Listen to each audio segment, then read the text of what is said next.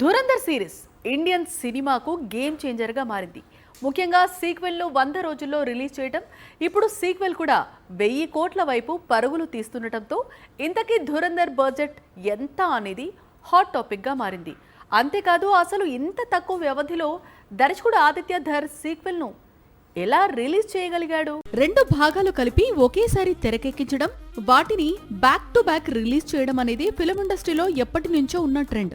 కానీ ధురంధర్ దర్శకుడు ఆదిత్య ధర్ సీక్వెల్ ను పర్ఫెక్ట్ గా రిలీజ్ చేసి సెన్సేషన్ కు మారుపేరుగా మారాడు. ధురంధర్ 1 రిలీజ్ అయిన 100 రోజుల్లోనే ధురంధర్ 2 రిలీజ్ చేసి బాక్సాఫీస్ రికార్డులను తిరగ రాస్తున్నాడు.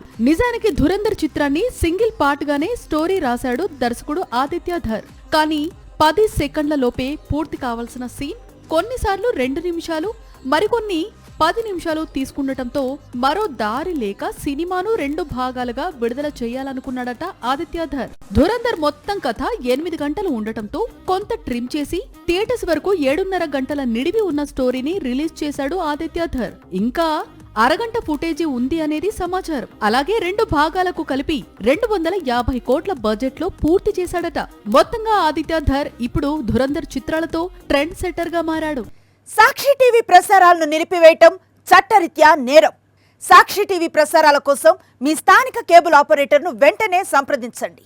DTH లో, ఇంటర్నెట్ లో కూడా సాక్షి టీవీ ప్రసారాలను వీక్షించవచ్చు.